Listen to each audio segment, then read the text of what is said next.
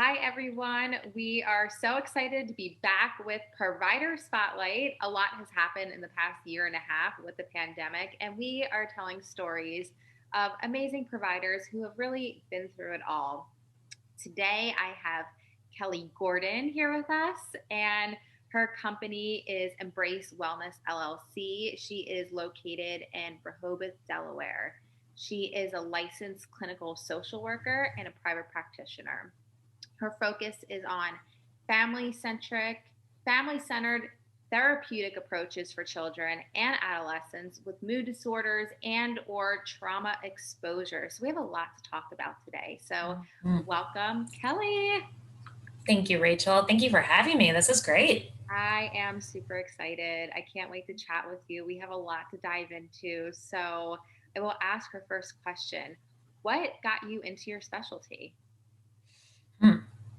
Well, I think like a lot of therapists, I've always been drawn to the field of psychology and psychotherapy, just really to kind of explore my own struggles, experiences, feelings. But I went to undergrad undeclared. I really didn't know what my goals were. I thought music might be my focus, but I did take a Psych 101 class and it just was fascinating. Um, I ended up majoring in psychology, and during that time, I volunteered at a domestic violence shelter. And I felt this beauty from listening to people's stories there. I was really honored to be able to hear, people's journeys and be an ear for them when they talk about their struggles. My mother really instilled in me this passion for service at a young age that made me kind of look at my own privileges in life and be able to use that to support others. So after college, I ended up joining AmeriCorps for a year. I did a program called City Year in Washington, D.C., where I tutored elementary and middle school students in the DC public school system. And what is so interesting about that experience is I was there to tutor kids in math. And I realized while I was there that, I just really enjoyed talking with these kids and like kind of experiencing their joy. And realizing that once they started opening up about their family and their situations, how much that these students I was working with were dealing with at home, worrying about their parents, worrying about their siblings, worrying about food on the table, whatever the situation was. And then they were expected to learn math at school. And that, and me making that connection of, they're just trying to survive right now. Let's focus on that piece of it instead of this need to kind of do math or whatever the situation was. So after doing AmeriCorps, I spent some time working at an addiction treatment program. It was a residential program for women in treatment, and they could actually bring their kids with them because it was residential. And again, it was another one of those situations where I was there to kind of do one task to help these women in recovery. And my focus just kept coming back to the kids and their experiences and how this type of stress, addiction, being in residential treatment at a young age, how it impacted the kids. So I'm a forever learner. And one of my colleagues there was talking to me one day, and I was saying I wanted to go to grad school. And he said, you should really look at social work because it opens up a lot of doors. So, depending on where I want to go with that, if I want to do addiction, if I want to work with, kids like I've been talking about, if I want to do policy work, whatever it is, social work is really a wonderful field for that. So I did. I went back to school. I got my master's at the University of Maryland I got a master's in social work, and I'm very happy I did. I love the field of social work. And during my time in my master's program, I was interning at a high school my first year, and then I was interning at a community clinic in Maryland for young children. And that clinic, it's called the Laurie Center in Rockville, Maryland, just gave me such incredible training to work with this population.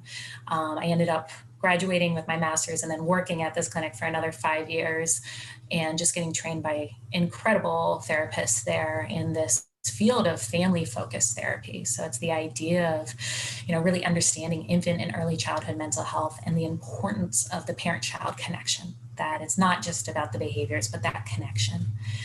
I love that Yeah. you work with youngsters. I think it's so important and give them a voice, when so many people, almost talk for children sometimes, and their feelings, you're giving a chance for them to tell someone how they feel about something. And I think that's Yeah. really important for them to have their own voice, establish their own voice, be confident in themselves. So I think that's Yeah. really amazing. So with Thank you. with your company, what do you find that, gets addressed the most? What is something that parents call you with all the time? And my child is struggling with X, Y, or Z. Yeah, yeah. Well, since my focus is really the parent child relationship, I tend to work with a lot of children that have experienced some sort of like attachment disruption, is what we call it. So it's usually like a trauma history where there's been, abuse, neglect, foster care situations, something, a major loss in their life, something that has really affected the child emotionally, and just kind of help them build that relationship to help them feel safe again. But I also work a lot with mood disorders, depression, anxiety, those sort of issues with children. So what would you also say that is the most rewarding aspect of what you do? Um, well, I would say, the most rewarding part is, I'm fortunate being in private practice that I can really focus on building a relationship with these kids. And, I'm the person that does the intake, that does the scheduling, that, does all the sessions, that does the billing, and it helps me form a strong therapeutic relationship with families and the children and the parents. And I think that that's such an essential part of the work. Kids are amazing. I really think that their ability to kind of gain insights and grow is incredible. So seeing children grow and build self confidence, I would say, is the most rewarding part. What would you say is most challenging, though, about your work? Uh, Most challenging right now. Um, well, I think what's challenging is that there's a lot of need right now, and unfortunately, because there is only one of me, I do end up getting calls from people that have to then be placed on a wait list, and that's hard when I recognize that parents are calling in the moment of stress, and that they really want that support right away, and that I can't kind of be available at all times for these families, and be able to have availability for new families all the time. So I would say the kind of, yeah, the only being one of me, and not being able to support the need that there is for child mental health is challenging. Yeah. So what would you say with your practice? I mean, obviously the year and a half with being in this pandemic has been really crazy, but for you, I know that's probably has changed a lot of how you serve your community and your Yeah. patients. So what are you doing now versus, what you were doing kind of in the heat of the pandemic? What is kind of your workflow now in therapy? Yeah, that's a good question. I mean, when when everything started shutting down in Delaware, I really had to figure out how to move my entire practice online in kind of a weekend.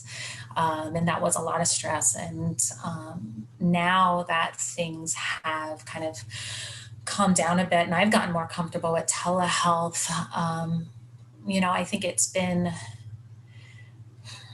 a good option for people to continue and see the benefits of telehealth. I think it allows it to be more accessible, of a therapy platform for families, which I think can be a really great thing. I'm planning on right now returning to in office in September, but continuing to offer that option. I think that will be really helpful for some families that just find it more beneficial for their situation to continue this online work.